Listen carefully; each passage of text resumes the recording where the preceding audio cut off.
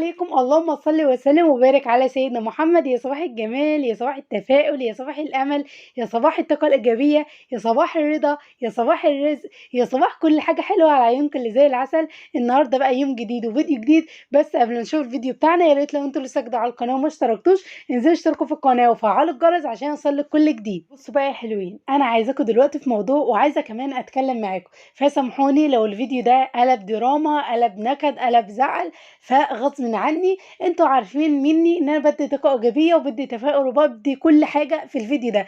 فانا بصراحه زي ما انا بديكوا كل حاجه كويسه وبديكوا الطاقه الايجابيه، حبيت ان انا اشارككم في اليوم ده. تمام. بس قبل ما اقول لكم الموضوع، النهارده هنعمل مع بعض طريق رؤى الفلاحي على اصوله. هيطلع معاك 10/10، وطريقه والدتي الله يرحمها. تمام. هنعمل ازاي والمقادير ازاي هقول لكم دلوقتي. عندي 2 كيلو من الدقيق. الشفشق اللي انتوا شفتوه في الاول ده بياخد كيلو، فانا عملت 2 كيلو من الدقيق.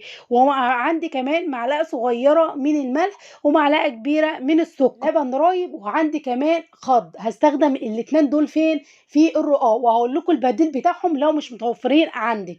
تمام. عندي بقى كده اللبن الرايب والخض. حبيت ان انا اقرب لكم الاتنين من بعض عشان تشوف الفرق.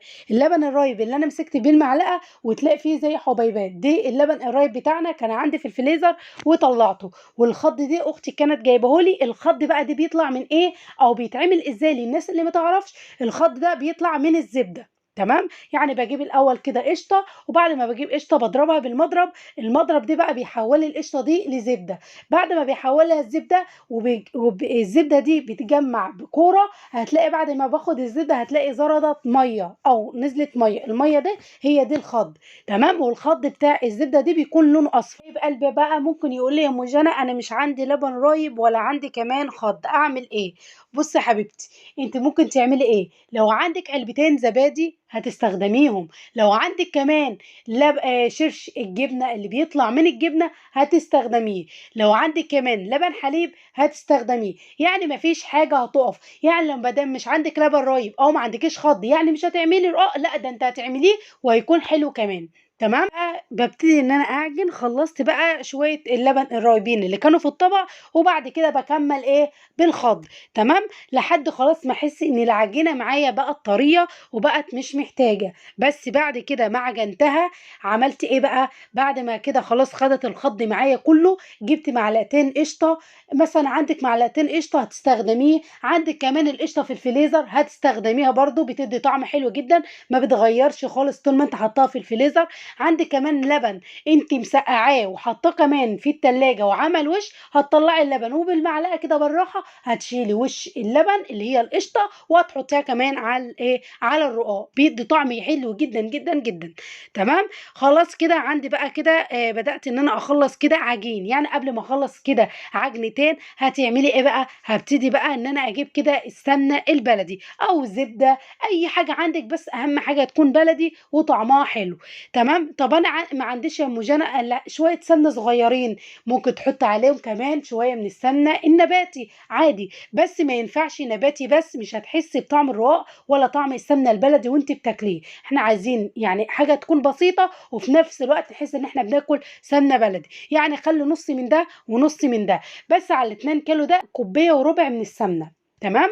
وكمان حطيت كده معلقتين كبار من الزيت، بس ما تكتريش في الزيت لان لو كترتي هينشف معاكي الرقاق ومش هيبقى حلو. مش هتعرفي ان انت ايه، لو عايزه تعملي عيالك سندوتشات، عايزه ان انت تاكلي بيه او ان انت تغمسي بيه مثلا وانت بتفطري، فمش هينفع. اقول لك لو الرقاق نشف مني غصب عنك انا هقول لك تعملي ايه. تمام. ببتدي بقى كده احط السمنه البلدي، كل مثلا ما تختفي ابتدي ان انا احط. تمام. لحد ما اخلص الكميه. واهم حاجه عشان يطلع معاك الرقاق طري وما يتعبكيش، اهم حاجه اللت والعجن كويس عشان لما تيجي تفردي العجينه تتفرد معاكي بكل سهوله وبساطه. تمام. اخر حاجه بقى ببتدي ان انا اتشاهد على العجين. خلصت بقى ببتدي ان انا اتشاهد عليه. والدتي الله يرحمها كانت اي عجين سواء في العيش البط او في العيش الرح او في اي عجين تعجنه لازم تشاهد عليه. فبصراحه مش فاكره الشهاده اللي كانت بتقولها. وخلاص كده العجينه معايا زي ما انتم شايفينها طريه وفي نفس الوقت ما بتلزقش في الايد. ركنتها بقى على جنب وجبت الصينيه اللي احنا بنفطر عليها، وهجيب شويه دقيق وهجيب المنخل بتاعي وابتدي ان انا اديها كده ايه رشتين بالدقيق. تمام، أهو زي ما أنتم شايفين كده. عايزة أقول لكم إن الدقيق دي كمان أمّا مثلًا باخلّص الرقاق وهيفيض الدقيق دي ما بارميهوش، ممكن أستخدمه مثلًا في غسل فراخ، ممكن أستخدمه كمان في تبطين السمك المقلي، يعني الحاجات دي ما بتترميش. وجبت شوية دقيق حطيتهم كمان في الطبق عشان دول اللي أنا هاقرّص بيهم العيش، تمام. للناس اللي ما تعرفش يعني إيه بتقرّص، يعني باكوّر العجينة أو باكوّر الرقاق. كانت والدتي الله يرحمها أمّا كانت بتيجي تعمل عجين كنت أقول لها: "يا ماما هو أنتِ بتعملي إيه كده بالعجين في إيدِك؟" بتقول لي: "أنا باقرّص العيش." تمام. بابتدي بقى إن أنا آخد كده شوية من الدقيق أغرّق بيهم كده الكورة أو العجينة، وابتدي إن أنا ألِف كده أو أبرم العجينة، وابتدي إن أنا أحطها فين، في الصينية. أختها بس إيه أهم حاجة يكون في فرق بين دي وبين دي عشان ما يلزقوش في بعض. عايزة أقول لكم أحلى حاجة في الدنيا العجين أو الخبيز. لو حاجة مضايقاكِ، حاجة مثلًا بتفكّري جواكِ مثلًا غِل أو جواكِ حاجة عايزة تطلّعيها طلّعها في العجين. عايزة أقول لكم بيريّح جدًا، جدًا، جدًا، ومتعته حلوة أوي كده وأنتِ بتعجني. افتكري أي حد مزعّلِك، افتكري أي حاجة وادّي بالبوكسات كده هتنسى أي حاجة مزعلاكِ. تمام. الرقاق بتاعي تقريصه خالص، وبعد كده هاعمل إيه بقى، عندِك مثلًا فوطة، عندِك ملاية، عندِك أي حاجة نضيفة، ابتدي إن أنتِ غطّي بيها إيه، الرقاق. الرقاق بيرتاح مثلًا لمدة قد إيه، الرقاق هنريّحه لمدة ربع ساعة بس، ما تريّحوش أكتر من كده. ليه؟ لإن بيشقّق وبيعمل طبقة خارجية فوق كده العجين، تمام. يعني وأنتِ بتفرديه كده هتلاقيه مشقّق، لأ إحنا مش عايزين ده خالص، تمام. بعد كده ما خلّصتِ بقى الكمية كلّها، عندِك فوطة، عندِك ملاية، عندِك أي حاجة نضيفة، ابتدي إن أنتِ غطّيه بيها وسيبيها. كده كان ولاد أختي جنبي ما دام في عجين لازم يفضلوا يزنّوا، يزنّوا لحد ما ياخدوا، تمام. كل شوية أقول لهم اطلعوا برّه، اطلعوا برّه، يقولوا لأ عايزين عجين وهنطلع، أقوم رايحة مدّياهم حتّة العجين ويطلعوا. خلّصت بقى كده الصينية وغطّيتها واركنها بقى لمدة ربع ساعة.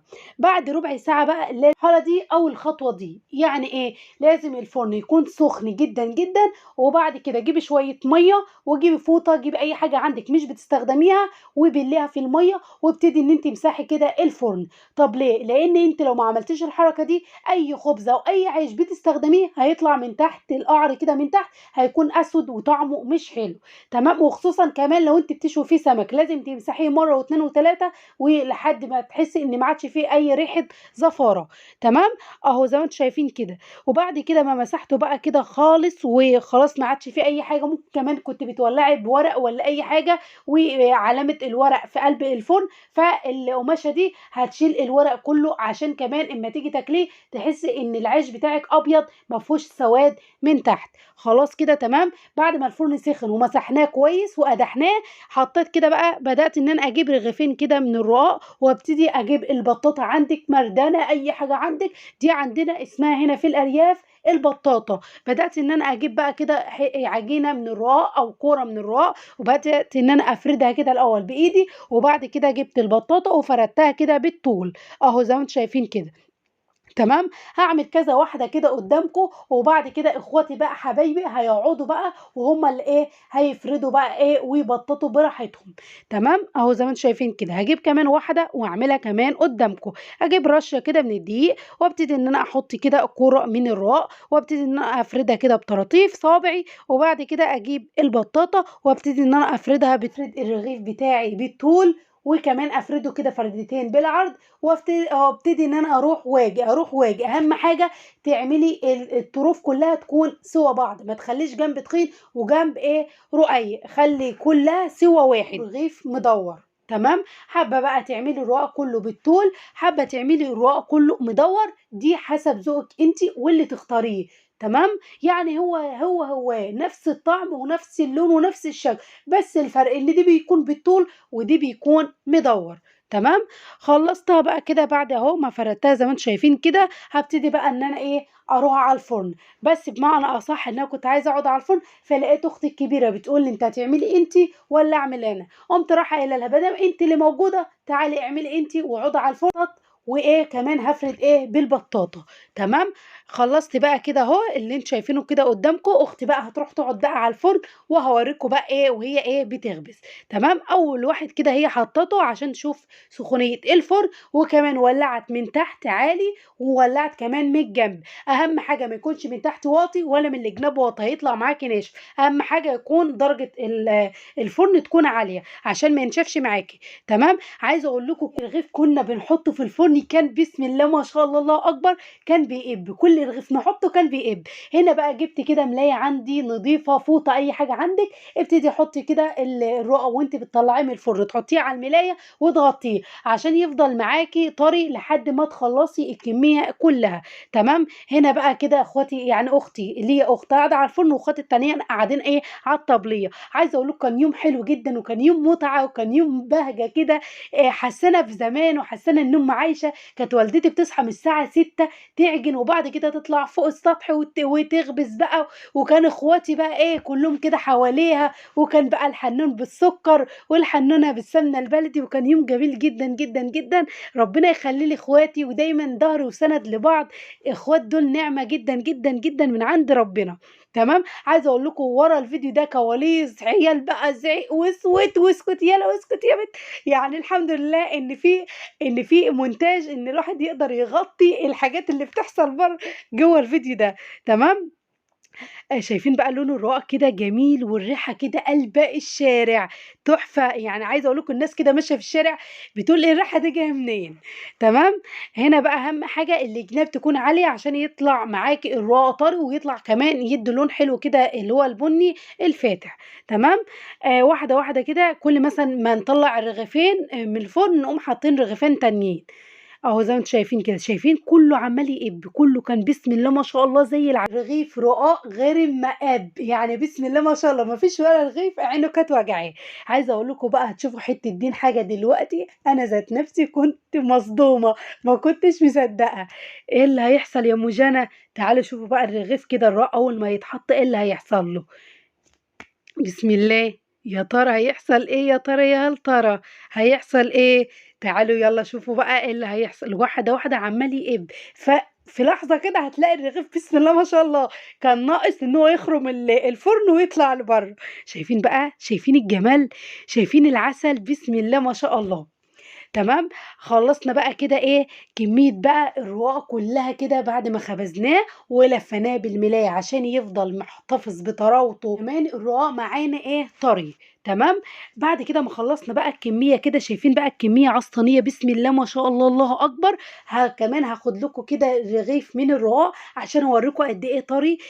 بتنيه كده او بكبسه بايد الاتنين بيفضل مفرود ولا بيتهري ولا بيتقطع ولا اي حاجه، وبيتلف كمان لفه السندوتش ولا بيجرى له اي حاجه. هبعت بقى كده اولاد اختي يروحوا يجيبوا لنا كده عجينه من عند ابناء المحله عندنا هنا يعني في الارياف، بتفضل فاتحه لمده 24 ساعه. انا كنت بعتهم بصراحه الساعه 12.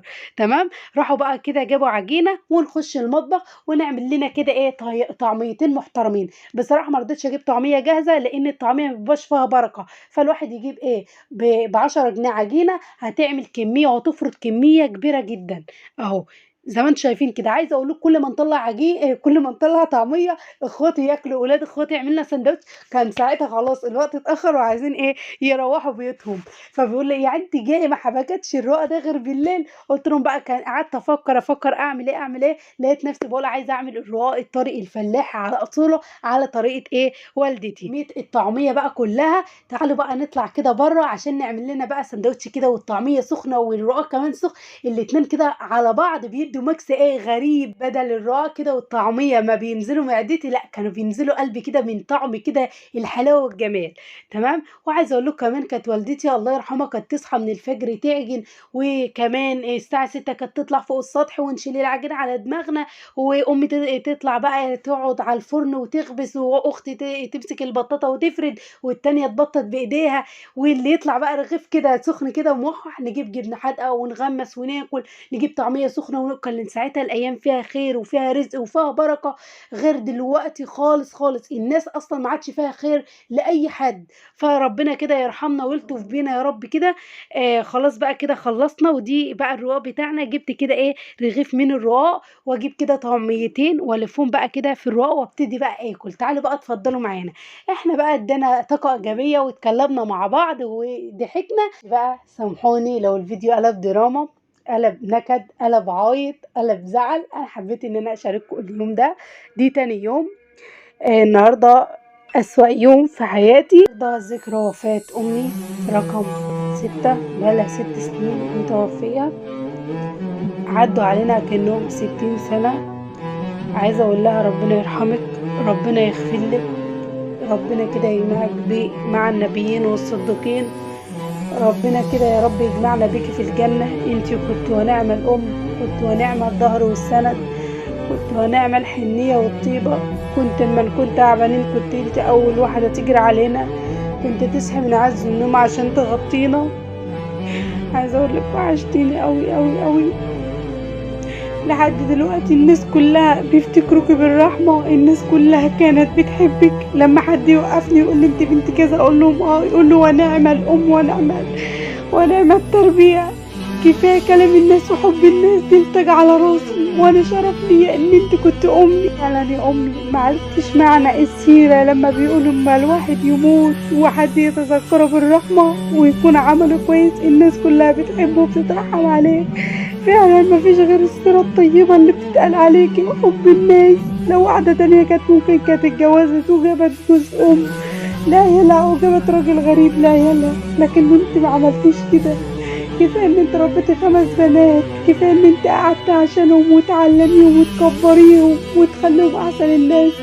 ربنا يرحمك، ربنا يرحمك، ربنا يجمعنا بيكي في الجنة. كنت ونعم الظهر والسند لينا في وقت تعبنا وفي وقت زعلنا. كنت انت اكتر واحدة بنحتاج لك، كنت بتطبطب علينا، كنت بتريحينا، كنت بتدينا امل، كنت بتدينا تفاؤل في كل حاجة.